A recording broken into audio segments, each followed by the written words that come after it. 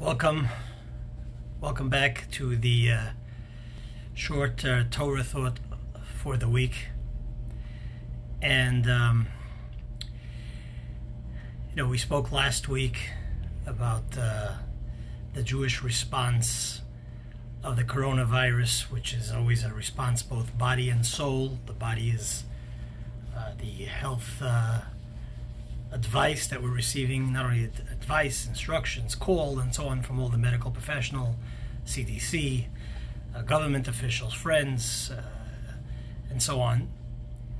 And the soul, the more spiritual response. And so this week I was just thinking to myself of maybe sharing, since we're all, or many of us, not all, but many of us are definitely have family, maybe children, maybe adults, meaning seniors, living at home. It's not the regular schedule, the regular cycle of things and events. There's many people at home. So I thought maybe to share something just insightful, or give a little bit of there's only a limited time, 10 or 15 minutes, that speak about family, because as a family, many of us are spending more time together now. Our kids are not in school. Many people are not at work, and they're doing work from home. So we're spending time in the home together, and so I figured it's a good time to share maybe about family, the importance of family, the emphasis that the Torah, the Bible, and the oral Jewish law tradition places on family. Just a couple of tidbits. And it's interesting because we're coming from Purim, the holiday of Purim, which we just celebrated last week. We're going to Passover. And in both, we see the strong emphasis on family, the structure of family. In the Megillah, when the scripture tells us about the celebration of Purim and the miracle, we find again and again that the Megillah says, Mishpacha o Mishpacha. It says, Kol Medina, every province, every city called Ir Va'ir, Uvechol Mishpacha Mishpacha, and every family. So we see here again the importance of family.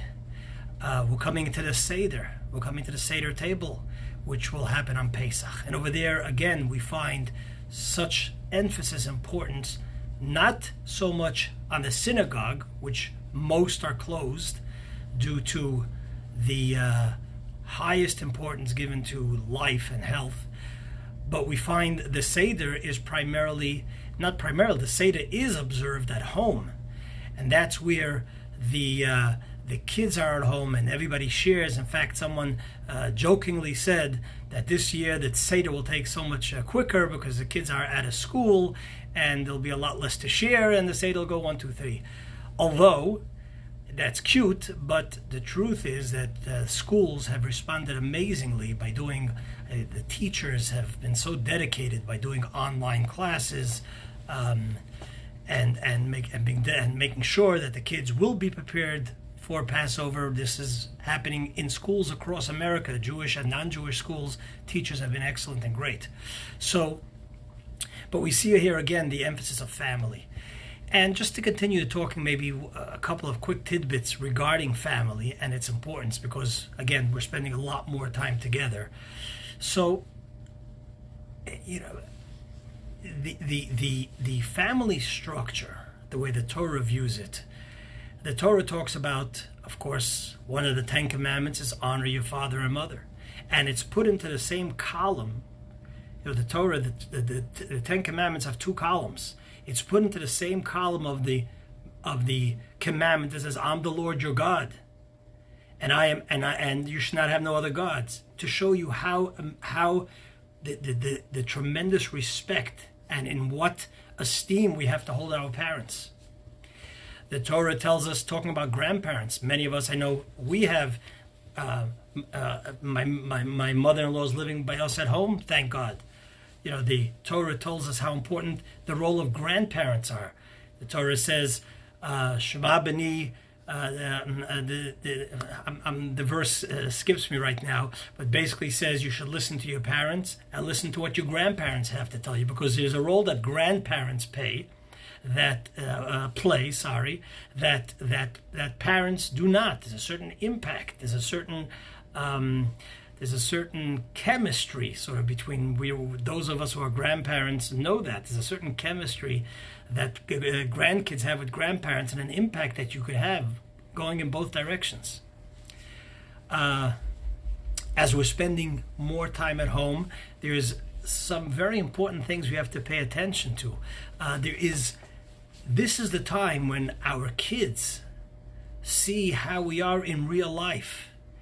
The most important impact on the children is the way they see how we behave in a time of challenge and crisis. So the time to pass on faith, to pass on a response to a time that is shaky, and what is our priorities? What do we spend our time when we're at home, especially now when we're at time at home? Our patience level, our attention to our kids' well-being, our attention to our own spiritual well-being. All that is so important in what and how our kids will develop their seeds to grow into a beautiful tree. The way they see us handling and what we do and what we spend our time, that will have a tremendous impact now more than any other time. I remember as a child, I must have been probably 5 years old at the time. My father passed away at a very young age, so I sort of had a very dear friend, and his father sort of took our family under his wing. He was a very, very kind man. And I remember on the Sabbath, Shabbat afternoon, he would always sit down and learn the Talmud. And he would have some fruits. And while he was learning the Talmud, he would always call us over, his son, my friend, a dear friend of myself, and he would give us chocolate. And that image of him learning the Talmud with such a peacefulness on the Shabbat afternoon, and at the same time sort of giving us chocolate, left an impression that it became learning Talmud in general. And that time of the day, Shabbat afternoon, it left an impression, an indelible impression on me for life. So what you do now, and what you make sure to do things that are meaningful, not just sit down and watch, I don't know, in Yiddish we would say Narishkeit, and just shallow things, but you should also definitely spend time doing things that are meaningful.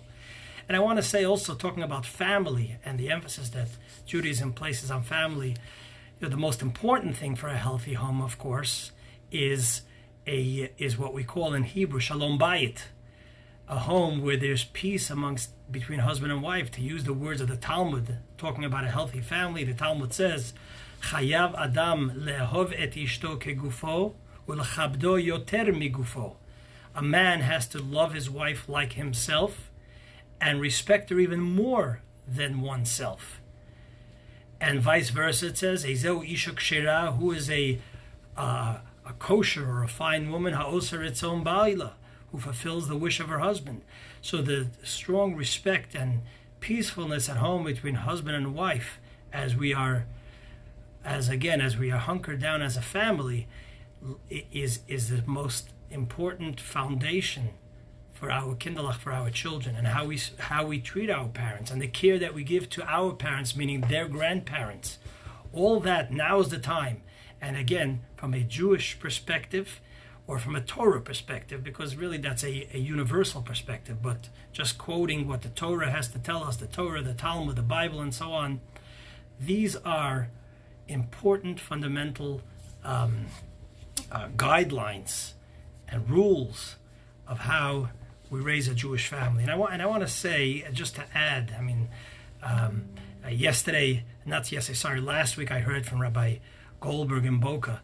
He said now that the synagogue is closed down, usually the Shabbat, whereas the main focus of synagogue is on Shabbat, usually it happens for you. There are classes, there's prayers, there's sermons, and so on. Now you have to go home, be by yourself, and you have to create the Shabbat for your family. And that lesson, that broader lesson, is here for all of us as we are spending time at home with our family. we have to make sure to create the environment, the positive environment, the environment of faith, and the environment of commitment to each other, the environment where the kids see. My father-in-law used to say, I'm schmoozing over here, so I'm just sharing things that come to my mind. My father-in-law of blessed memory used to say, you don't have to be humble when it comes to good deeds in front of your kids. In general, one should not boast about his good deeds, but the kids have to see it. Because when they see it, of course, they take a lesson and they learn from it. So this is the time for that now. It's a precious time. As I mentioned last week, we strongly believe that everything that God sends ultimately is for the good. And sometimes we cannot see it. But the quicker we take the message and we implement the good that we learn, that brings down blessing from above, that the physical sort of manifestation, the terrible virus and illness, leaves us quicker because we've sort of learned the message. So let's learn the message from this virus, or at least let's implement these good things. Let it be a motivator for all this good, increased good, and by doing so, surely we will hasten the healing and the removal of this virus from our society, and we'll all come out, like every challenge, we'll come out a better family, first and foremost, better individuals, better family, a better community, and a better country and a better humanity. So may it be so. Thank you for watching. You're welcome to share any comments, any thoughts, and share it with others too. It's a good time to share positive ideas. Thank you.